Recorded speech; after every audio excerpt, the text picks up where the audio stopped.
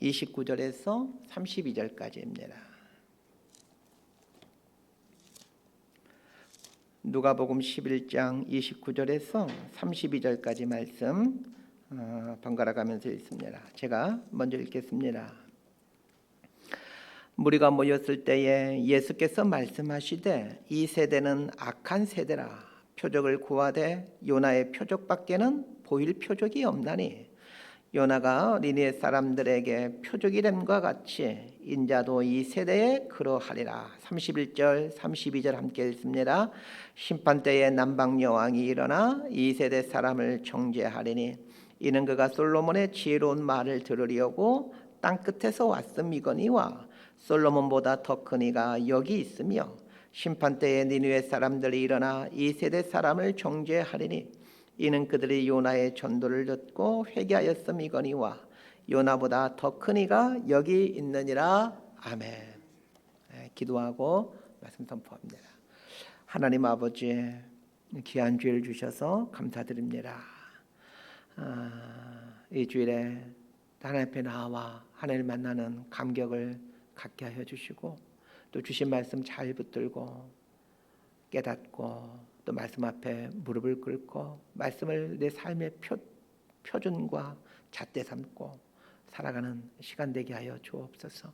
예수님 이름으로 기도드리옵나이다. 아멘. 태평양 전쟁은 2차 세계대전의 전선 중의 하나로 태평양과 동아시아에서 일어난 전쟁을 말합니다. 이 태평양 전쟁은 2차 세계대전과 동일한 의미로 사용되고 있지만 엄밀히 말하면 태평양 일대에서 벌어진 일본과 미국의 전쟁을 뜻합니다.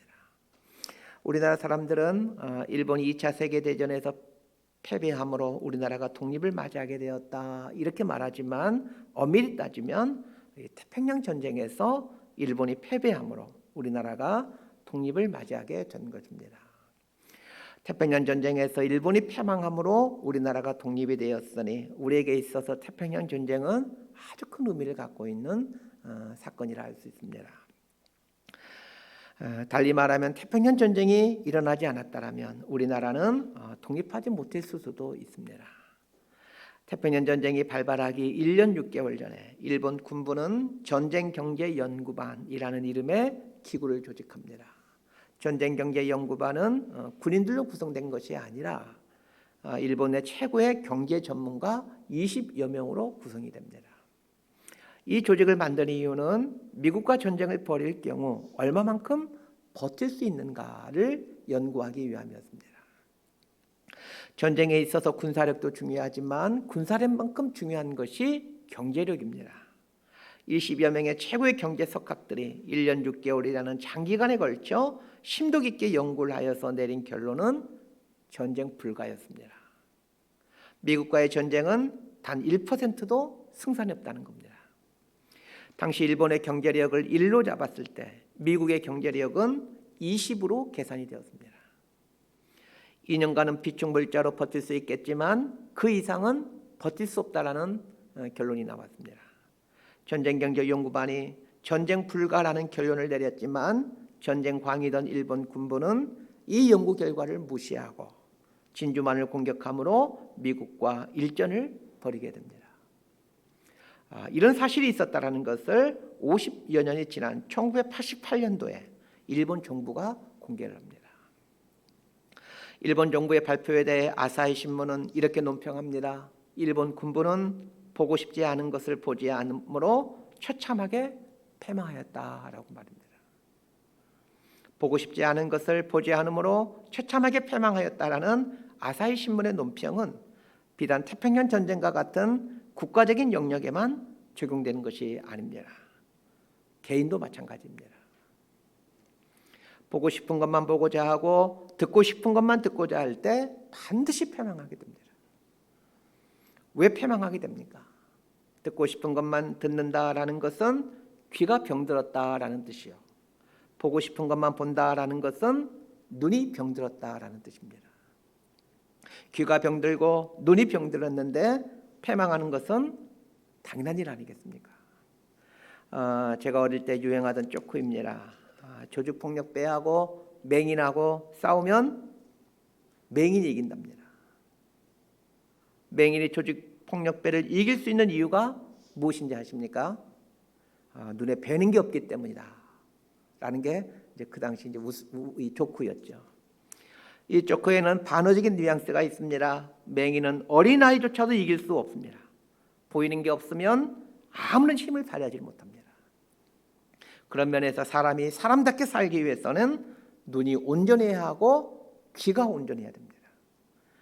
우리들 대부분은 자신의 눈이 정상이라고 생각하고 있고 또 귀도 정상이라고 생각합니다. 건강검진에서 시력이 정상이고 청력이 정상이기에 나는 정상이다 라고 생각을 합니다. 그러나 정말로 우리의 시력과 청력이 정상일까요? 정말로 우리는 보아야 할 것을 볼 수 있고 들어야 할 것을 들을 수 있습니까? 위에서 언급했던 태평양 전쟁에서 일본 군부가 맹인이었고 기머거리였기에 경제석가들이 1년 반의 심도 깊게 연구한 결과를 무시했습니까? 그렇지 않습니다. 군국주의 시대는 군인들이 최고의 엘리트들입니다. 그런데 일본 최고의 엘리트 집단인 군 장성들은 전쟁 불가라는 전쟁경제연구반의 분명한 소리를 듣지를 못하였고 전쟁 불가라는 분명한 글자를 보질 못했습니다. 사람의 귀를 막고 눈을 가리는 것은 사람 안에 있는 욕심과 욕망입니다. 욕심과 욕망은 듣고 싶은 것만 듣게 하고 보고 싶은 것만 보게 합니다. 달리 말하면 욕심과 욕망이 많을수록 귀와 눈은 병들게 됩니다. 예수님께서 산상순을 통해 가장 먼저 하셨던 말씀이 팔복에 대한 말씀인데 팔복 중 첫 번째 복이 마음이 가난한 자는 복이 있나니 천국이 저희 것이며 였습니다.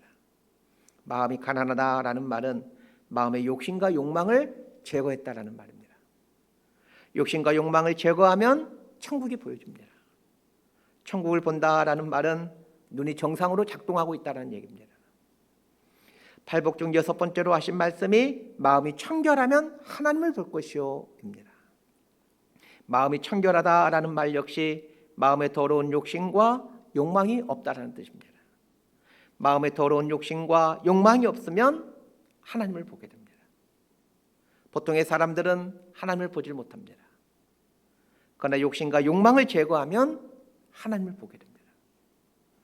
그러고 보면 욕심과 욕망이 사람의 마음의 눈을 흐리게 하고 마음의 귀를 어둡게 하여 봐야 될 것을 보지 못하게 하고 들어야 될 것을 듣지 못하게 합니다. 즉 욕심과 욕망이 사람의 눈과 귀를 병들게 합니다. 대부분의 사람들이 일평생을 눈이 어두운 채 귀가 먼 채 살아갑니다. 그것은 탁월한 업적을 이룬 사람들도 예외가 아닙니다. 삼성을 세운 고 이병철 회장이 폐암으로 2년 동안 투병 생활하다 1987년 11월 19일에 타계합니다. 타계하기 한 달 전 24가지 질문을 적어 당시 절두산 성당의 박희봉 신부에게 전달합니다. 박희봉 신부님은 이병철 회장에게 받은 질문지를 당시 가톨릭 대학의 교수였던 정의채 몬시뉴 신부에게 건넵니다. 대한민국 최고의 부자, 한국 경제계의 거목으로 칭송받던 그가 죽음을 한 달 남겨놓고 의식이 있는 상태에서 품었던 마지막 24가지의 질문은 어떤 질문들이었을까요? 24가지 질문은 모두가 종교와 신에 대한 질문이었습니다. 첫 번째 질문이 신의 존재를 어떻게 증명할 수 있는가? 두 번째 질문은 신은 왜 자신의 존재를 드러내지 않는가? 세 번째 질문은 신이 인간을 사랑한다라면 왜 인간에게 고통과 불행을 주는가? 이외에도 종교가 없어도 구원받을 수 있나? 착한 사람들은 죽어서 어디로 가는가? 성경에 부자가 천국에 가는 걸 낙타가 바늘구멍에 들어가는 것에 비유했는데 부자는 악인이란 말인가? 이런 류의 질문들입니다. 모두가 가슴 깊은 곳에서 울려나오는 인생 질문들이죠. 가슴 깊은 곳에서 울려나오는 이 질문들이 왜 그가 건강할 때는 없었겠습니까? 분명히 이 질문들이 불쑥불쑥 올라왔겠지만 애써 회피해왔던 것입니다. 인생에 대한 궁극적인 이 질문들을 애써 회피해왔기에 대한민국 최고 부자, 한국 경제계의 거목이라는 말은 들었으나 정작 가장 본질적이고 중요한 인생 질문에 대해서는 해결하지 못한 채 눈을 감게 됩니다. 외람되지만 저는 이병철 회장님이 품었던 24가지 질문 대부분에 대해서 답을 갖고 있습니다. 오늘 본문은 2주 전 본문이었던 누가복음 11장 14절에서 28절까지 본문과 연결해서 이해해야 됩니다. 우리 누가복음 11장 14절에서 16절까지의 말씀 함께 읽도록 하겠습니다. 시작. 예수께서 한 말 못하게 하는 귀신을 쫓아내시니 귀신이 나가매 말 못하는 사람이 말하는지라. 무리들이 놀랍게 여겼으나 그 중에 더러는 말하기를 그가 귀신의 왕 바알세불을 힘입어 귀신을 쫓아낸다 하고, 또 더러는 예수를 시험하여 하늘로부터 오는 표적을 구하니. 어떤 사람에게 귀신이 들렸는데 말을 못하게 됩니다. 예수님께서 이 사람 안에 들어온 귀신을 쫓아내어 이 사람이 정상으로 돌아왔습니다. 예수님이 귀신을 쫓아낸 사건 앞에서 사람들은 두 가지 반응을 보입니다. 첫 번째 부류는 예수가 귀신을 쫓아낸 것은 귀신의 왕 바알세불을 힘입어서이다, 이렇게 말하는 사람들이 있었고, 또 다른 부류는 하늘로부터 오는 또 다른 표적을 보여주십시오, 이렇게 말하는 부류가 있다라는 것입니다. 2주 전에는 예수가 귀신의 왕 바알세불을 힘입어 귀신을 쫓아냈다라고 주장하는 사람들에게 예수님께서 해주신 말씀을 다루었었고, 오늘은 두 번째 부류인 하늘로부터 오는 또 다른 표적을 보여주십시오, 이렇게 말했던 사람들에게 예수님께서 해주신 말씀이 오늘 본문의 이야기입니다. 자, 오늘 본문 29절 말씀 함께 읽도록 합니다. 시작. 무리가 모였을 때에 예수께서 말씀하시되 이 세대는 악한 세대라. 표적을 구하되 요나의 표적밖에는 보일 표적이 없나니. 29절에 나오는 무리란 예수님이 귀신을 쫓아낸 사건 앞에서 하늘로부터 오는 또 다른 표적을 보여주십시오, 이렇게 요구한 사람들을 말합니다. 질문드립니다. 예수님이 귀신을 쫓아내자 예수님께 하늘로부터 오는 또 다른 표적을 보여주십시오, 이렇게 요구하는 것이 그렇게 나쁜 일입니까? 제가 보기에는 그렇게 나쁜 요구가 아닌 것 같은데, 예수님은 이렇게 요구하는 사람들 향해서 악한 세대이다 라고 꾸중하시더라는 것입니다. 이걸 잘 보면 논리적으로 맞지가 않습니다. 누가복음의 표현은 그나마 양반입니다. 똑같은 내용을 다루고 있는 마태복음에서는 더 이해하기 어려운 말씀을 하십니다. 우리 마태복음 12장 39절 말씀을 함께 자막을 보고 읽도록 합니다. 시작. 예수께서 대답하여 이르시되 악하고 음란한 세대가 표적을 구하나 선지자 요나의 표적밖에는 보일 표적이 없느니라. 마태복음에서는 예수님이 뭐라고 말씀하자면 악하고 음란한 세대이다, 이렇게 말씀하십니다.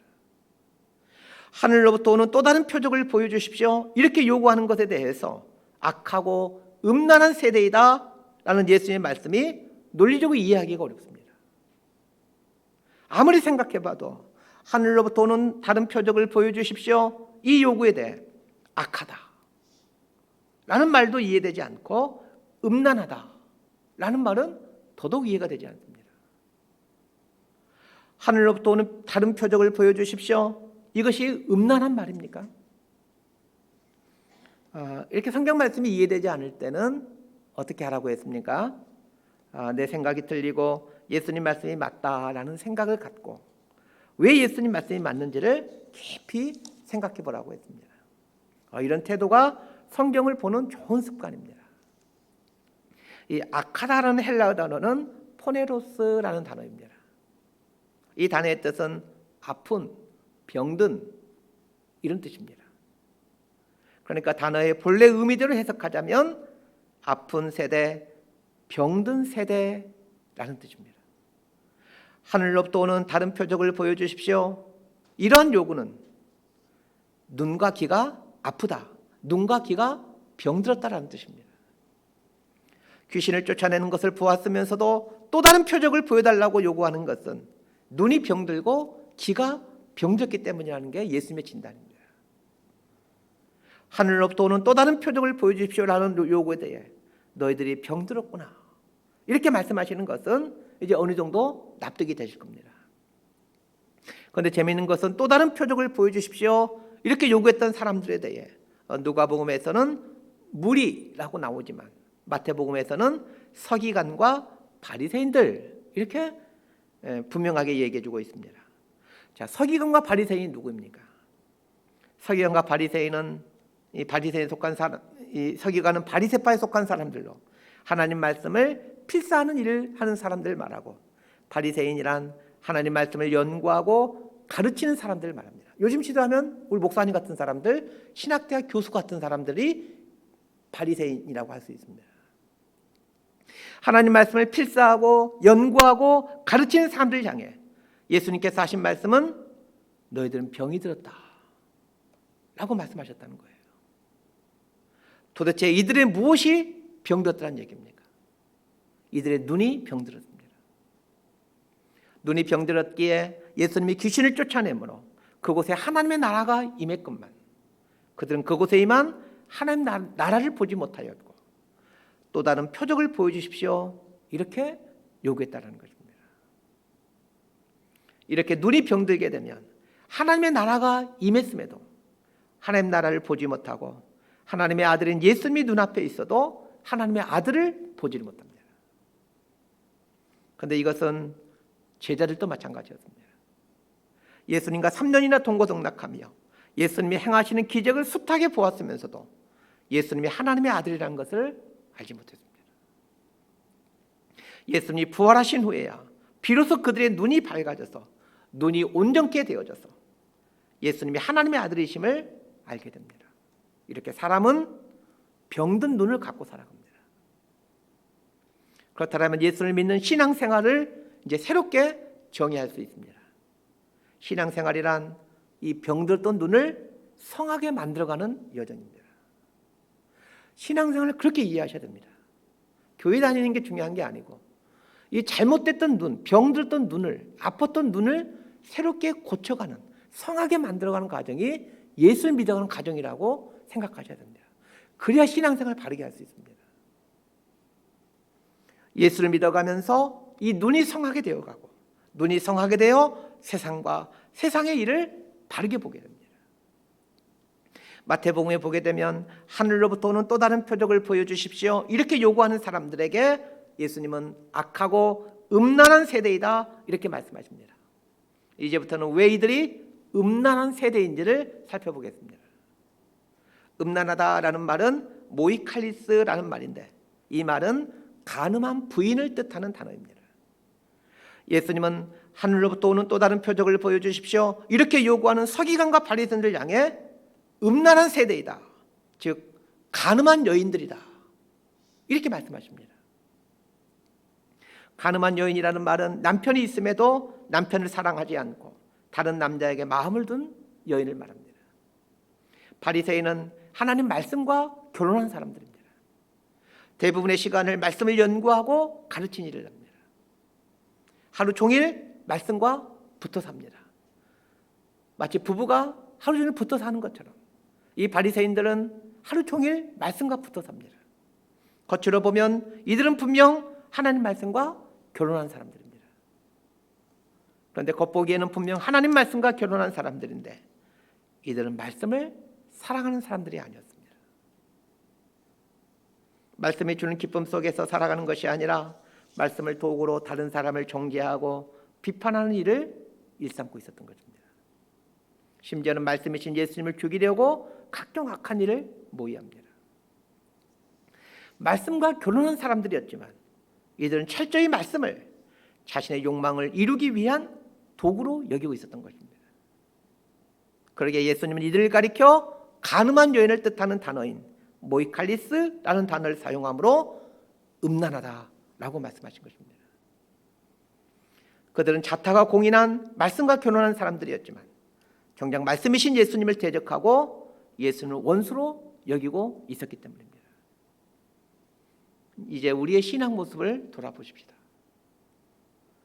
예수님께서 이 바리새인들을 향하여 해주신 이 말씀 앞에서 우리의 삶을 돌아봐야 됩니다. 자, 우리의 눈은 성한 눈입니까? 성하게 되어 하나님의 것을 온전히 보며 살고 있습니까? 우리의 귀는 성한 귀입니까? 성하게 되어 하나님의 말씀을 온전히 들으며 살고 있습니까? 성도를 가리켜 그리스도의 신부라고 표현하는데 우린 그리스도의 신부로 신랑 되신 예수님을 사랑하고 있습니까? 혹시 그리스도의 신부라는 호칭은 갖고 있으나 다른 것을 마음에 품고 사는 가늠한 여인은 아닙니까? 하늘로부터 오는 또 다른 표적을 보여주십시오라고 요구하는 사람들에게 예수님은 요나의 표적 외에는 보일 표적이 없다라고 말씀하십니다. 요나의 표적이란 요나 선지자가 물고기 뱃속에서 3일 동안 있다가 나온 사건을 말합니다.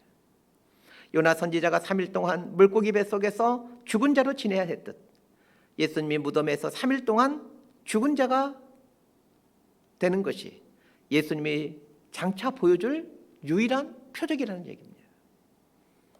바리새인과 서기관들은 기적, 능력, 표적 같은 것이 하나님의 하나님됨을 드러내는 것이라고 생각했습니다. 그러나 예수님은 죽는 것이 하나님을 드러내는 것이라고 말씀합니다. 누구의 말이 옳습니까? 얼핏 보면 바리새인과 서기관들의 말이 옳은 것 같습니다. 전능하신 하나님이라면 기적이나 능력이나 표적을 행하는 것이 당연하지 전능하고 영원하신 하나님과 죽음은 어울리지가 않아 보입니다. 예수님께서 말씀하신 요나의 표적이란 당신께서 십자가에 달려 3일 동안 무덤에 들어가는 것을 말합니다. 그런데 죽어서 무덤에 들어가는 것이 무슨 표적입니까? 사람은 누구나 죽어 무덤에 들어가는 것 아닙니까? 그런데 예수님은 당신이 보여줄 유일한 표적이 그것도 하늘로부터 오는 표적이 무덤에 들어가는 것이다 라고 말씀합니다. 왜 예수님은 당신이 보여줄 유일한 표적이 무덤에 들어가는 것, 즉 십자가의 죽음이라고 말씀하십니까? 기적이나 능력이나 표적이 사람을 구원하는 것이 아니라 하나님의 아들이 십자가에 달려 죽는 것이 사람을 구원하는 유일한 길이기 때문에 그렇게 말씀하신 겁니다. 기독교는 역설의 종교입니다. 죽는 것이 사는 것이라고 성경은 얘기하고 있고 약함이 강함이라고 말하고 있고 고난이 영광이라고 말을 하는 아주 이상한 종교가 기독교입니다. 기독교의 역사를 가장 잘 설명해주고 보여주는 것이 십자가입니다. 그럼에도 적지 않은 기독교인들은 바리새인과 서기관들이 구했던 것처럼 십자가에 달리신 예수님을 구하지 않고 기적을 행하는 예수님, 능력을 행하신 예수님을 구합니다. 예수님께서 공생애를 사시는 동안 수도 없이 기적을 행하셨습니다. 안진뱅이, 문둥병자, 중풍병자 같은 숱한 병자를 고치는 것은 두말할 것 없고 죽은 사람도 살리셨습니다. 그때마다 이 기적과 능력을 받던 사람들은 하나같이 우와 탄성을 질렀습니다. 대단하다, 놀랍다. 그리고 우리의 왕이 되소서 소리쳤습니다. 그러나 그것이 끝이었습니다. 정작 예수님이 보여주고 싶어 하시는 유일한 표적인 십자가에 달리시고자 하실 때에 사람들은 모두 고개를 저으며 예수님에게서 돌아섭니다. 심지어는 3년 동안 동고동락하던 제자들조차도 십자가 앞에서는 예수님을 떠나버립니다.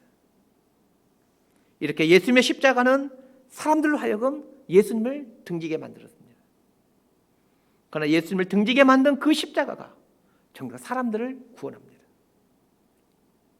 예수님의 가장 큰 관심은 사람들의 구원이지만 사람들은 정작 자신의 구원에는 관심 없이 기적이나 능력이나 표적에 관심이 많습니다.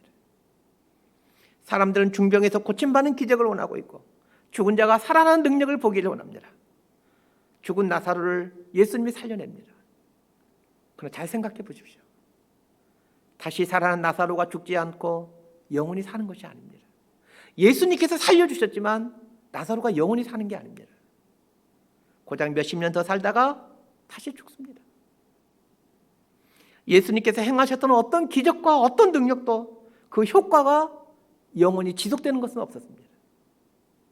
예수님에 의해 고침받았던 숱한 병자들이 건강해진 몸으로 영원히 사는 것이 아니었습니다.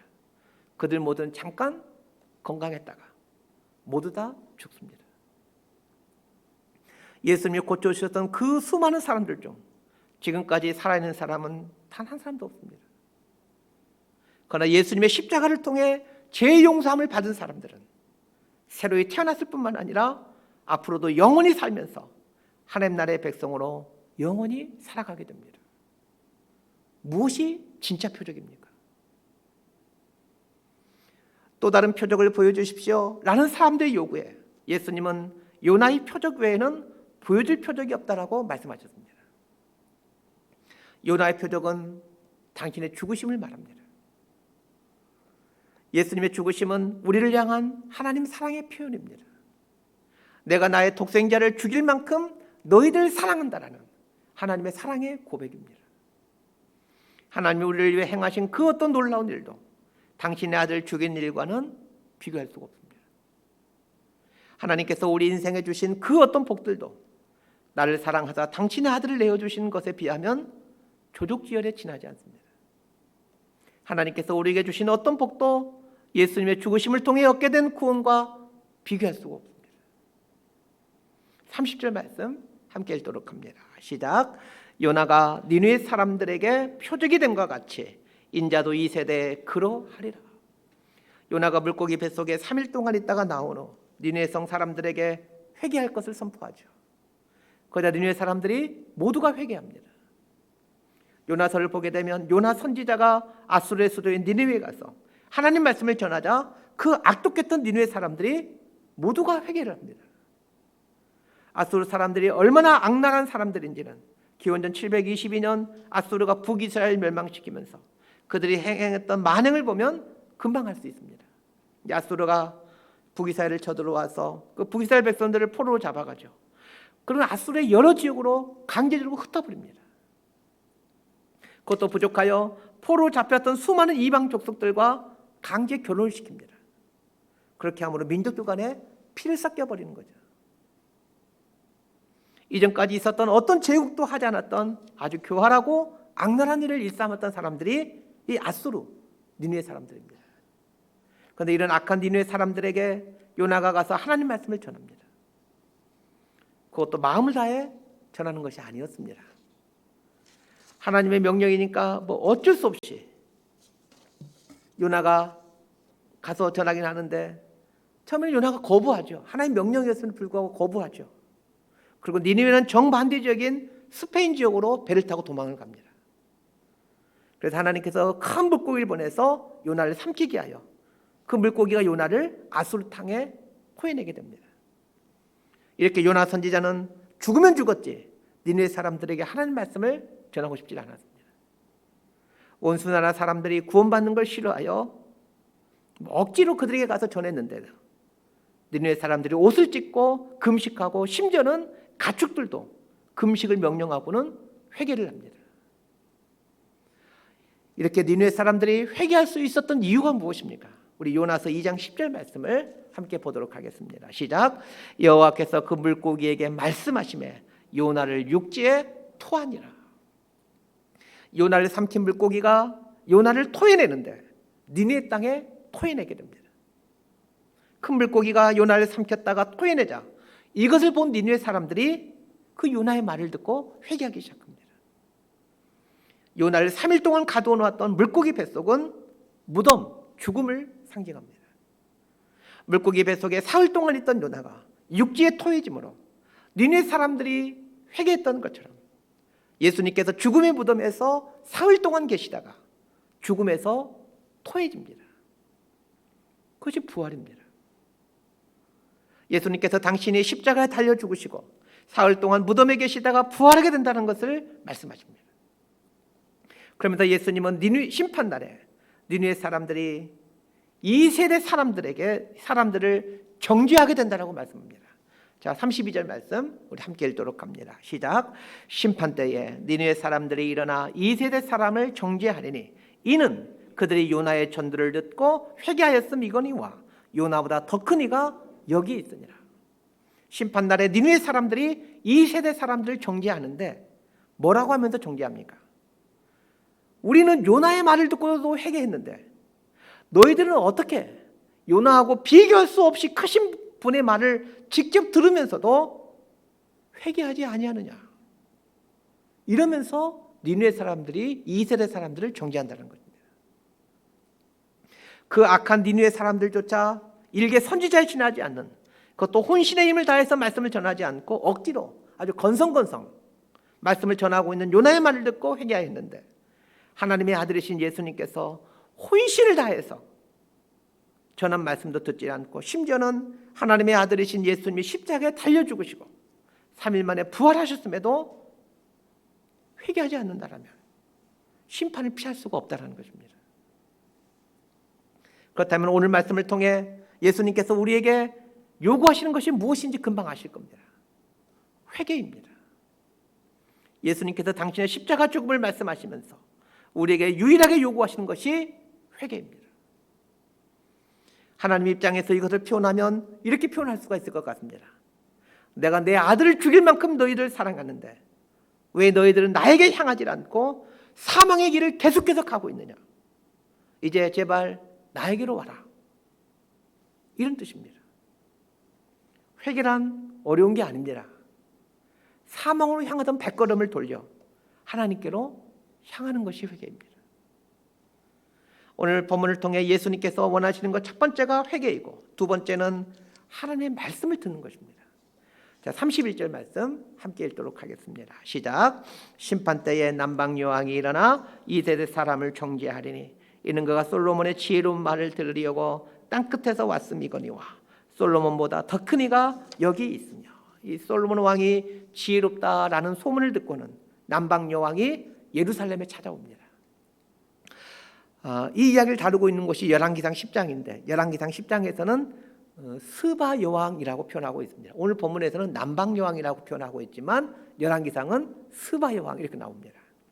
이 스바 여왕이 누구인가에 대해 학자들 간의 이견이 있습니다. 이디오피아 여왕이라고 말하는 사람도 있고, 또 이디오피아 나라 옆에 있는 수단, 지금의 수단이 있는데 그 수단을 다스리는 여왕이라고 말하는 사람도 있습니다. 이디오피아와 수단이 옆에 있는 나라인데, 중요한 것은 이 스바란 나라가 어디냐가 중요한 게 아니라 그 아프리카의 그 먼 곳에서 이스라엘까지 단지 솔로몬의 지혜로운 사람이라는 말을 듣고, 그 솔로몬의 지혜로운 말을 듣기에 아프리카에서 예루살렘까지 왔다라는 것입니다. 정확히 몇 킬로인지는 모르겠습니다. 그런데 지도를 보더라도 여러분, 아프리카에서 예루살렘까지 얼마나 머나먼 길이겠습니까? 수천 킬로 되죠. 솔로몬의 지혜로운 그 말 한마디를 듣기 위해 그 수천 킬로 먼 거리를 마다하지 않고 예루살렘까지 왔다는 것입니다.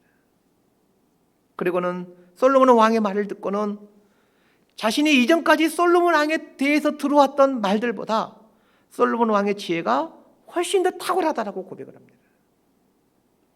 솔로몬 왕의 지혜의 말을 듣기 위해 수천 킬로 되는 그 먼 거리를 마다하지 않고 왔던 그 스바 여왕, 한 나라의 왕이면 얼마나 많이 바쁘겠습니까? 많이 바빴을 텐데 그 바쁨을 뒤로하고 예루살렘에 솔로몬에게 왔던 스바 여왕이 이 세대 사람들을 정죄한다는 말은 무슨 뜻입니까? 솔로몬과는 비교할 수 없는 분인 하나님의 아들이신 예수님의 지혜의 말씀을 왜 듣지 않느냐는 것입니다. 스바 여왕인 나는 수천 킬로 되는 그 먼 거리를 마다하지 않고 솔로몬 왕이 지혜롭다는 말을 듣고는 그 솔로몬 왕의 지혜로운 말 한마디를 듣기 위해 수천 킬로를 거쳐 왔건만, 너희들은 솔로몬과는 비교할 수 없는 분이 너희들 앞에 있으면서 너희들에게 말씀을 전해주고 있는데 왜 너희들은 솔로몬과 비교할 수 없는 그분의 말을 듣지 않느냐는 것입니다. 지난주에 그 캐나다에서 사역하시는 강창구 목사님이 주일 설교를 해주셨죠. 지난주에 말씀드린 것처럼 그 목사님은 저희 중고등부 학생일 때 교회 학교 선생님이셨습니다. 대학생 청년이었죠. 저는 그 목사님을 이번에 이제 37, 8년 만에 보게 되었습니다. 그 목사님 입장에서 저라는 사람은 아마 한 10대 청소년으로 기억되고 있을 겁니다. 오래전에 10대 제가 학생 때 저를 보고는 지금 처음 보는 거니까 저의 모습을 생각할 때마다 10대 그 소년으로 생각하고 있겠죠. 2부 예배 때 이 목사님께서 이렇게 강대상에 올라오셔서 저에 대한 기억을 말씀하시면서 이런 말씀을 하셨습니다. 여러분 잘 기억하지 못하겠지만 저는 그 말을 들으면서 눈물이 왈칵 쏟아질 뻔했습니다. 그 강 목사님께서 저에 대한 기억을 말씀하시면서 이렇게 말씀하셨습니다. 그 먼 거리에서 엄마 손을 꼭 잡고 오던 아이였다라고 말입니다. 이 말씀 앞에서 저는 마음이 울컥했습니다. 그 목사님이 그 먼 거리라고 말씀하실 때 제가 살던 고향 마을에서 교회가 있는 읍내까지의 길이 떠올랐습니다. 제 고향 마을에서 교회가 있는 곳까지는 한 5km 정도가 되었습니다. 지금이야 5km가 차로 다니니까 아주 가까운 거리이지만 그때는 아니었습니다. 걸어서 1시간은 가야 갈 수 있는 거리였습니다. 그런데 5km 구간 중에 3km 정도가 상당히 가파른 산길입니다. 그 산속에 길이 나 있는데 그 산길을 걸어서 그게 한 3km 정도 구간 되는데 그 3km 구간을 건너야만, 그리고 이제 2km를 더 가야 이제 그 읍내에 있는 교회에 도착하게 됩니다. 그 길이 얼마나 무섭던지 혼자 다니기 어려운 길입니다. 길 옆으로 무덤들이 많기도 하고 그 사람들이 장례가 나면 꼭 그 길가 모퉁이에 와서 옷가지나 장례 용품들, 그 상여 있죠. 옛날 다 상여로 장례를 치지 않았습니까? 그럼 그 꽃상여를 꼭 거기서 불로 태우는 그 장소가 있습니다. 수십 년 전 다녔던 그 길이 제 기억 속에 아주 생생합니다. 여자들이 이 길을 갈 때면 2-3명씩 그룹을 지어 다녀야 했고 남자들도 혼자 다니기가 상당히 부담스러운 길이었습니다. 그런데 매 주일이면 이 산길을 넘어 1시간 걸어가서 교회를 가야 됐으니 매 주일마다 얼마나 갈등이 되었겠습니까? 강 목사님이 그걸 기억하고는 그 먼 거리에서 엄마 손을 잡고 오던 아이라고 기억하고 있었으니 제 마음이 얼마나 어찌 울컥하지 않을 수 있었겠습니까? 산길을 넘어 힘들게 교회에 와서 이제 주일 예배를 드리고 나면 다시 그 산길을 넘어 집으로 가야만 했습니다. 아프리카의 스바 여왕이 예루살렘에 있는 솔로몬에게 왔던 이유는 단지 솔로몬의 그 지혜로운 말씀을 듣기 위함이었습니다. 고작해야 100년도 살지 못하는 인생의 지혜를 듣기 위해 그 수천 킬로 먼 거리를 마다하지 않고 왔는데, 이 세대 사람들이 가까이에 있는 하나님의 아들이신 예수님의 말씀을 듣기를 거부한다면 당연히 심판날에 스바 여왕이 이 세대 사람들을 경계하지 않겠습니까? 야, 나는 수천 킬로가 되는 거리를 가면서 그 솔로몬의 지혜로운 말 한마디를 듣기 위해서 수천 킬로를 내가 바쁜 그 왕이라는 직분도 내려놓고 갔는데, 너희들 옆에 예수님의 말씀이 있고 예수님이 계시는데 그 말씀 왜 듣지 않느냐는 것입니다. 오늘 본문을 통해 예수님께서 우리에게 요구하시는 두 번째 결단은 예수님의 말씀을 듣는 일입니다. 귀가 병들어 있으면 예수님의 말씀이 생명의 말씀이라는 걸 알지 못합니다. 귀가 병들었기에 예수님의 말씀을 듣지 않는 것이죠. 말씀 정리합니다. 기적이나 능력이나 표적이 우리를 구원하지 못합니다. 우리를 구원하는 것은 예수님의 십자가입니다. 예수님의 십자가는 우리를 향한 하나님의 사랑이 어떠한지를 보여줍니다.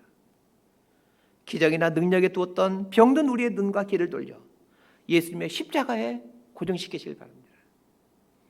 예수님의 십자가가 우리를 고치시고 회복시키시고 구원에 이르게 합니다. 예수님의 십자가에 눈을 두고 살아가는 사람은 두 가지의 삶을 살아갑니다. 첫 번째는 회개의 삶이고 두 번째는 예수님의 말씀을 가까이 하는 삶입니다. 회개란 다른 게 아닙니다. 예수님께로 방향을 전환해서 예수님께로 나아가는 것입니다. 그게 회개입니다. 매 순간순간 예수님께 나아가는 삶이 회개의 삶인 것입니다. 예수님께 나아가 예수님의 말씀을 듣고 들은 예수님의 말씀을 삶의 기준으로 삼고 살아가는 삶이 구원받은 하나님 백성의 삶입니다. 이런 복된 삶을 살아가는 저와 여러분의 삶이 되기를 진심으로 소망하고 축복합니다. 기도하겠습니다. 하나님 아버지, 우리의 눈과 귀가 혹 병들지는 않았습니까? 그 옛날 바리새인들과 서기관들이 기적과 능력과 표적의 마음을 두고 살았듯이 혹 우리가 예수님의 십자가의 마음을 두지 아니하고 쉬 사라져버리는 종교적 마초 신경을 자극하는 것들의 마음을 두고 살고 있지는 않습니까? 내 독생자를 죽일 만큼 너희들 사랑한다는 것을 보여주는 십자가에 눈과 마음을 두고 십자가 아래에 나아가 우리를 사랑해 주시는 하나님께서 들려주시는 그 말씀을 듣고 그 들려주신 말씀을 삶의 기준과 표대 삼고 살아가는 하나님의 사랑받는 구원받은 백성들로 살아가게 하여 주옵소서. 예수님의 이름으로 기도드리옵나이다. 아멘.